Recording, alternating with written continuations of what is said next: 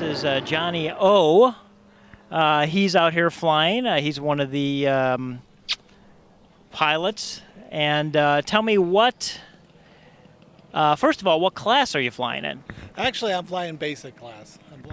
Okay, very good. Basic class. How you you got started, because I did see you here last year flying. And tell me what interests got you pushed towards doing the IMAC, which is, of course, sequence flying. And there's other variations of it, but for this event, it's strictly sequence. So tell me what got you into it. Well, what actually got me into it, I was in the Air Force. When I was in the Air Force, and a little before that, with everybody flying, and they were talking about RCs and RC planes, and they had a club actually there. This was up in Oklahoma. That's where I first started. And they had a club, and they said, hey, why don't you come out and try flying RC? And I said, what in the world is that? And everybody always thinks it's these little tiny little bitty airplanes that you just throw when you used to fly the old Cox 28 little engines. You'd start it up, let it fly, and you'd be on the string, and you did that. And I said, well, that isn't something I want to do, until they showed me all the radio control stuff. And when we started with the radio control stuff, that's what really started it. For me, when I seen that, what a plane can actually do in the air is just amazing, what they can actually do. And I said, well, then I got to learn how to do this. I'm in the same boat with you. I've been kind of doing it for 20 years, but was out of it for a while and came back and got into the aerobatics, and there's nothing like it. It's a lot of fun. And it makes you a better pilot, doing the sequence type flying, which some people, oh, it's boring, it's not 3D. Well, you know what? You got to start. If you can't do this stuff, you can't do the other stuff. That's kind of how I look at it. So you gotta start somewhere.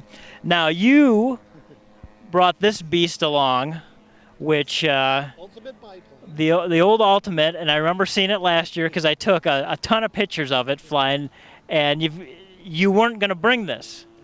You had a little issue yesterday. Tell us what happened with that. Well, yesterday I was practicing. It was before the thing, and we were practicing before the competition, and you always get a practice day usually when it starts.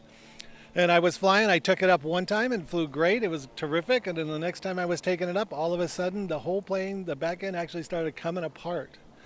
And I seen pieces coming off the inside of it. I don't know if the monocoque ripped and started blowing the pieces out the back end, but I just barely got it back around and landed it and got it back down onto the ground. Luckily it landed fine, and then the tail broke off. It actually fell off by the time I got it down.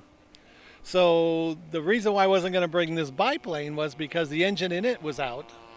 And I had that engine, so I had to go back, take this whole end, take that engine out, put this engine in, switch them all out. And it took me the better part of the day to do it. Luckily, it happened early in the morning, about 10 o'clock, and then I was back out here by about 4:30. Got a couple of flights with it like that, and that's why it's here today, because I have flown it before.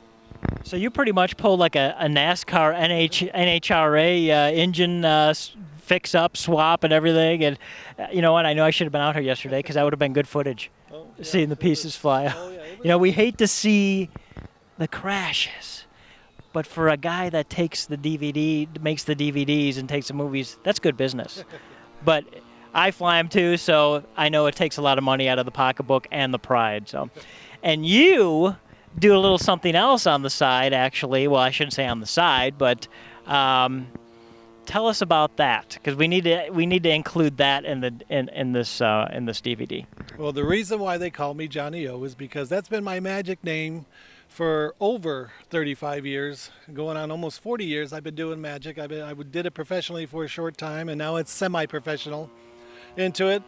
But it's taken me all over the world, and I have a little something. If you want to see something here, I have a little something here in my pocket. If you'd like to see it, we'll just do something real short and sweet.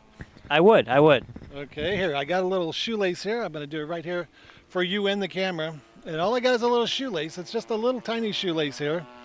You know, a lot of people, they'll tie a bow in their strings just like that, and they'll tie it up there, and the string will get tangled up in between. Matter of fact, one will go up one way, one will go through the bow there like that. And what happens is they actually get a big old knot in it, something there like that. Well, if you know a little bit of magic, most people will get the teeth out and the whole thing. And if you know a little bit of magic, all you have to do is just kind of rub the knot, and the knot will go away. It'll come off, and it's not there. It's actually gone I don't know if you'll be able to see this, but it's actually still there. See, it's not there. Yeah, no, it's not there. No, no, look here. Let me show you. See, oh, see this. That's just to show you how hard it is. But and it's not there. And there's the knot, something there just like that.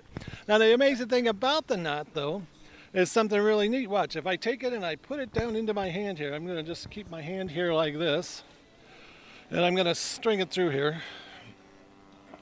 Watch, I'll do it slowly. As you can see, it comes out the bottom there. The knot's going in the top. I'm just going to make it just a little bit bigger. It came out a little small. We're just going to make it a little bit bigger. There we go. And drop that in there. I don't know why it's hooking on my hand here, but there we go. We'll drop it in there. Now I'm just going to show you. There's the top. There's the bottom. And the knot's in the middle. The problem with it is, this isn't a string trick. It's actually a ring trick. And I want to show you that that ring is actually tied on in between that knot. It's actually in there. It's actually on there. It's in there and on there just like that. Now it's really on there. It's tied on there. It's solid. It's a solid ring. I mean, it doesn't come off. It doesn't do anything. I want you to see that. That is actually there, actually in the middle there. I'm going to show you that it's actually tied on there. I mean, you can see yourself right there. It's on there. Right. Do me a favor and push that garnet right there. See, when he does that, look what happens. 1, 2, 3. It comes right through the string, something there, just like that. Very good. Well, not only do we have RC Aviation, we also put on a magic act for you. So that's very cool. Thank you very much, and good luck in the contest. You know what? One thing, if you want to see some more of my magic stuff, if you want to, you can go to the website. My website is www.johnnyomagic.com. You can see a lot of the magic I've done there. You also see some of the planes I got too. I got some of the planes on there, the RC planes. I have that one, my other ones, and that. So stop on by there too if you would.